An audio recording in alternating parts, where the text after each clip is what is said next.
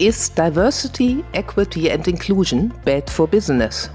Recently, there has been a surge in popular voices on social media stating that diversity, equity and inclusion is bad for business. Some of the world's largest firms have also significantly reduced their investment in diversity and inclusion. But what does this mean for boards that do believe that diversity and inclusion are good for their organizations?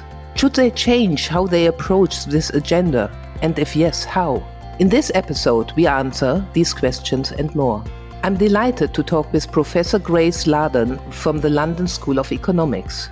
Welcome to the Better Boards podcast series. I'm Dr. Sabine Dembkowski, founder and managing partner of Better Boards. We make the boards of the most ambitious organizations more effective. Our mission at Better Boards is to contribute to creating better boards. We do this by providing an evidence-based approach to board evaluations and board development programs. Our innovative ISO-certified digital board evaluation platform empowers our clients and professional service partners to increase the performance and effectiveness of governing and managing boards. To fulfill our mission, we give a voice to all who care about creating better boards. Grace, thank you so much for contributing to the Better Boards podcast series. Amazing. I'm really, really happy to be here, Sabine. Let's jump straight in. We have a very provocative title.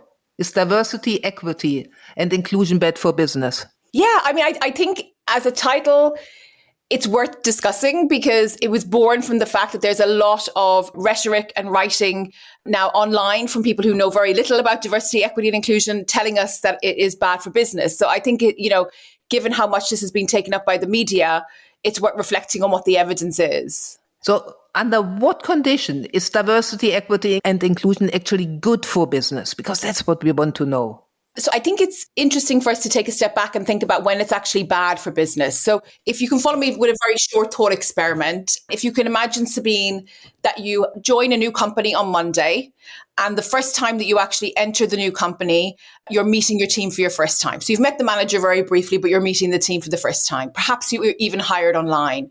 And you come with all the knowledge that you have accumulated throughout your life course. But as soon as you get into the room, you realize that everybody is incredibly friendly towards each other, not so friendly towards you. And you recognize that you're different. So maybe it's a different gender, maybe it's a different ethnicity, maybe it's a different language. So maybe your first language isn't the same as the person's in the room, but you recognize that difference.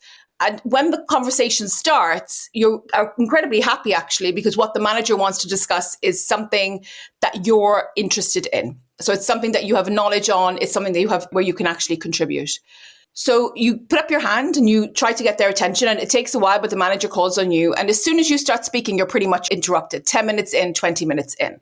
And then it continues, and then it continues, and then it continues. So you go to the second meeting, third meeting, fourth meeting, and the same thing happens.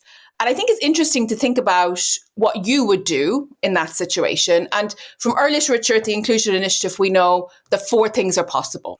So the first is that you might fall silent. And in that room, then you get labeled an introvert. So people will say, oh, that person is actually introverted. They never want to contribute. We just kind of let them to themselves. This false label, of course, is very, very harmful because you do have these insights that you want to bring into the room.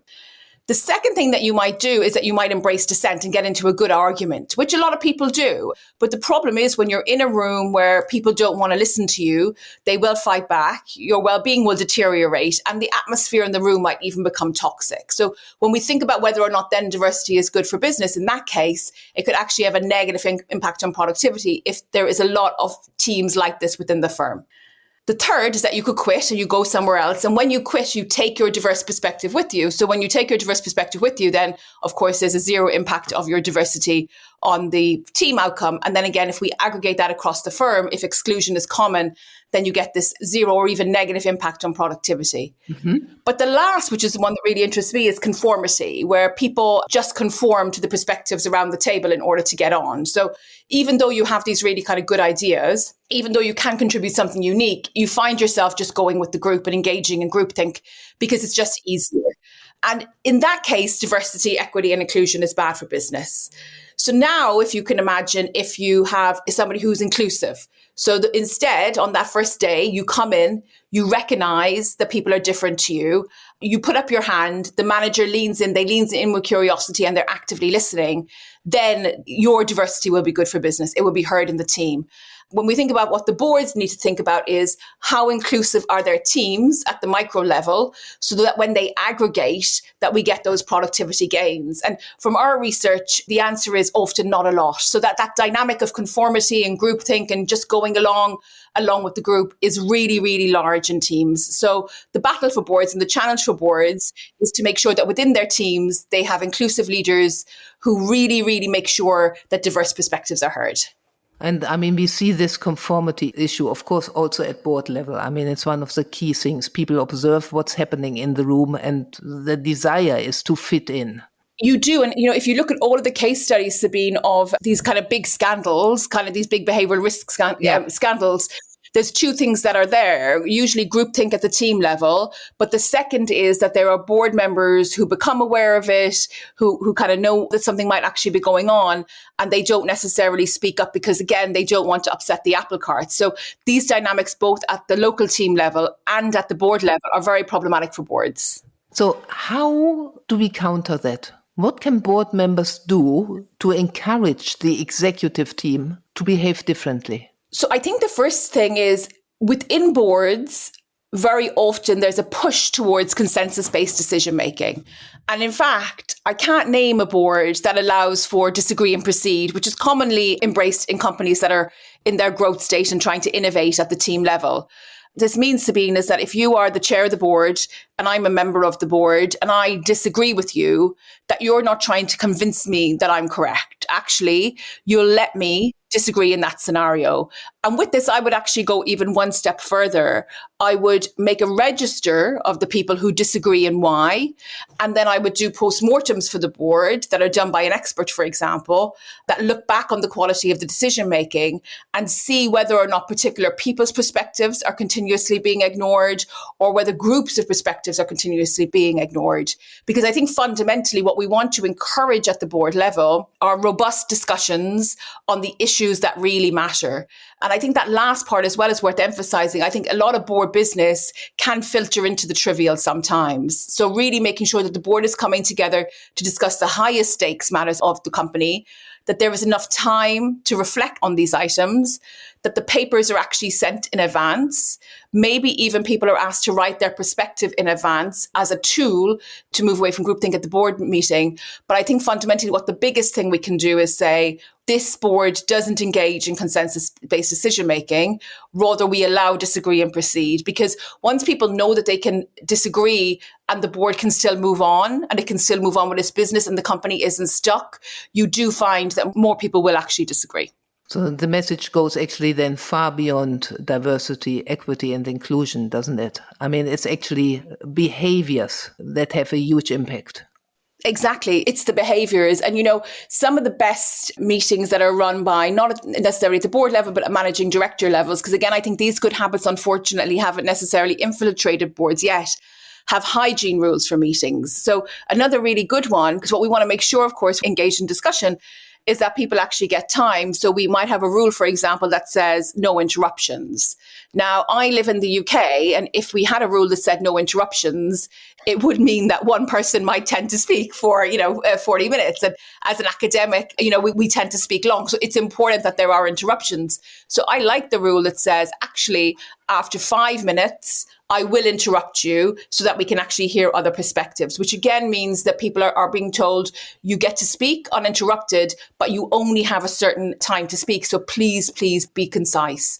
And all of these type of hygiene rules help underrepresented talent when they enter that boardroom. So if I'm the first woman in the boardroom, if I'm the first person who speaks a different language, if I'm the first person from a different generation, when I sit down, I'm going to feel more than likely like an imposter in that situation. Having those rules, not having to navigate unwritten rules can be very helpful to me.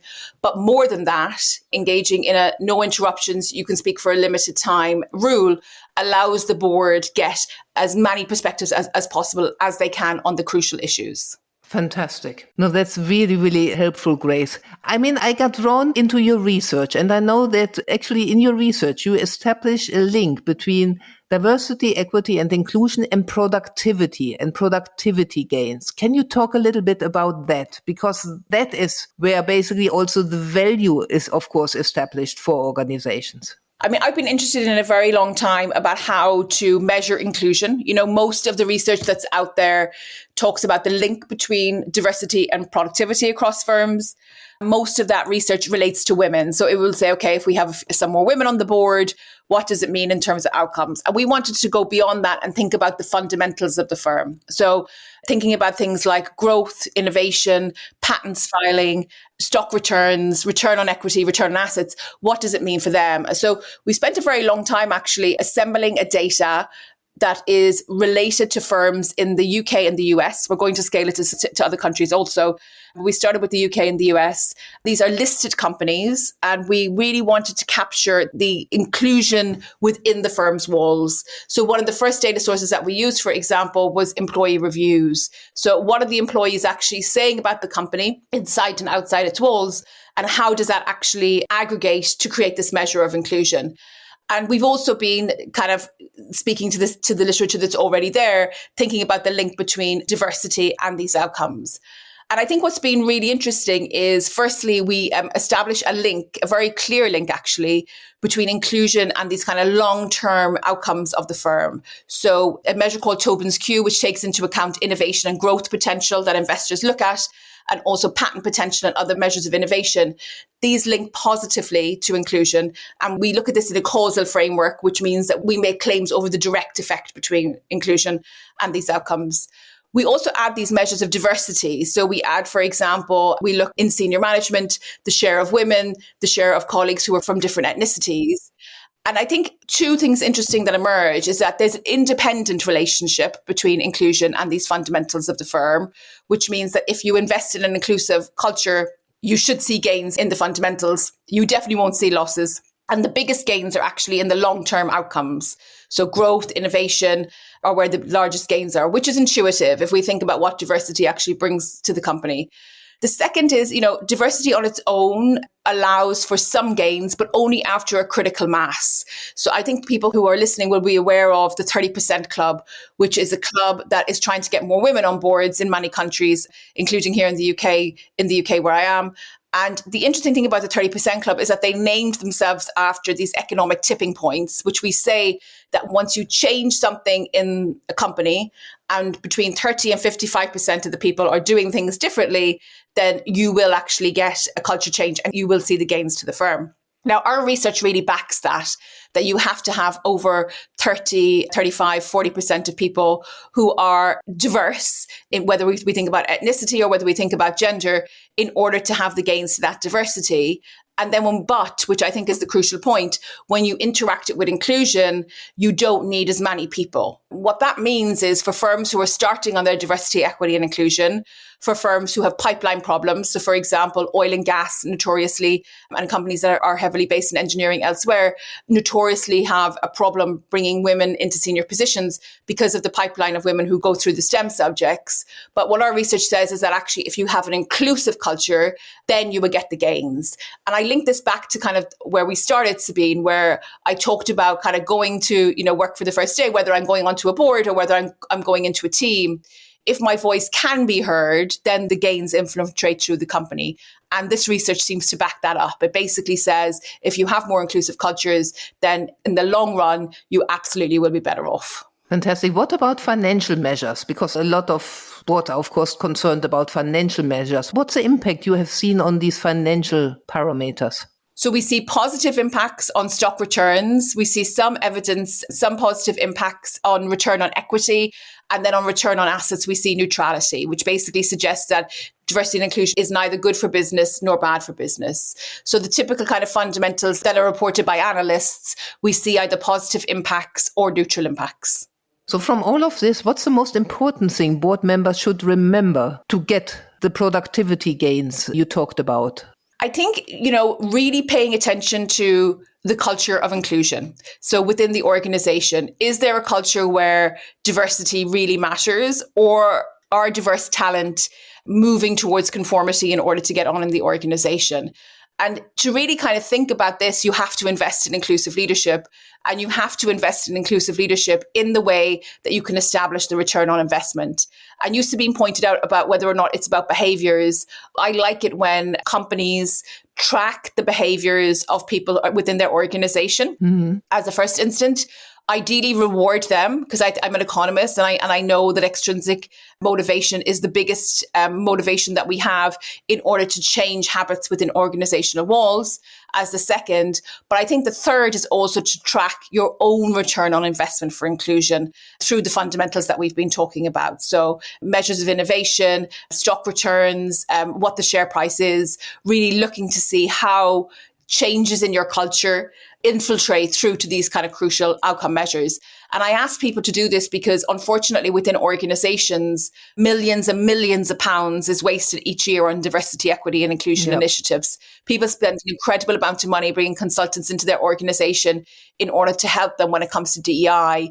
And this is very problematic for diversity, equity and inclusion because firstly, it means that it's in the hands of a consultant or it's in the hands of a human resources department rather than being embedded with the business. And until it's embedded in the business, firms won't see the gains that they might have for diversity, equity and inclusion. You talked about culture. What should boards implement in terms of the culture in the boardroom? What matters there? I think the culture in the boardroom is really paying attention to who has voice. So usually when I think about culture in the wider organization, I talk about opportunities, visibility and voice. When we move to the board, the most important proxy for culture is who has voice in any particular moment. So it's making sure that board members listen to each other, actively listen to each other, and aren't just waiting necessarily for their turn to speak. It's making sure that the important issues of the day are debated. And if they're not being debated to the quality that the chair of the board might want, the chair of the board needs to think about whether or not the wrong people are in the room. Because it needs to be when there are these big stake decisions that are actually happening for the company, that people are coming prepared to have a really good discussion.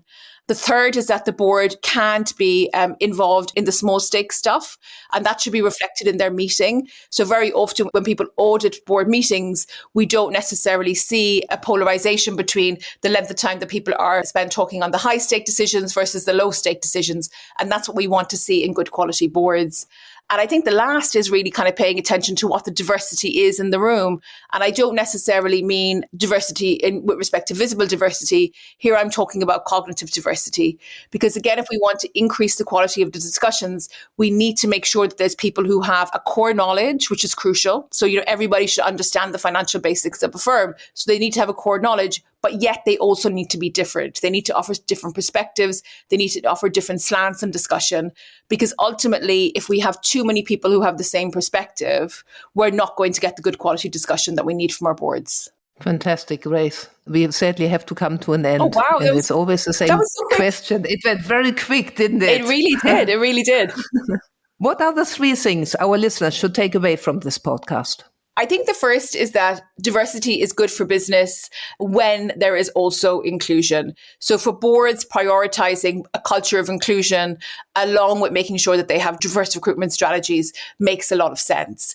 I think the boards also need to, and I tag this onto the first point, the boards also need to make sure that their diversity and inclusion strategies aren't held within human resources or by consultants, but they're actually embedded in the business. Mm-hmm. I think the second thing is for the boards themselves is really paying attention to the voice within the boards. So who has voice, auditing who has voice, and making sure that the right people are at the table.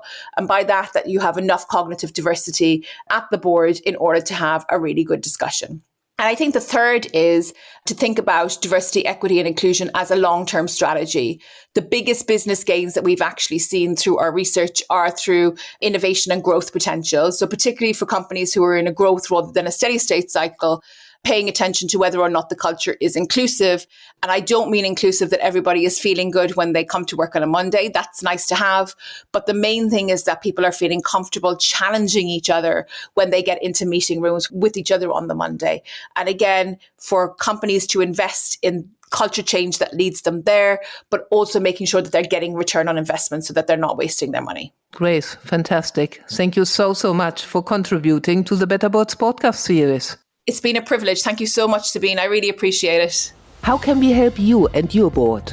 We at Better Boards are really always delighted to hear from you. If you have any comment about this podcast, if you would like to suggest a topic for another podcast, if you would like to hear more about our work or see a demo of the platform, do reach out.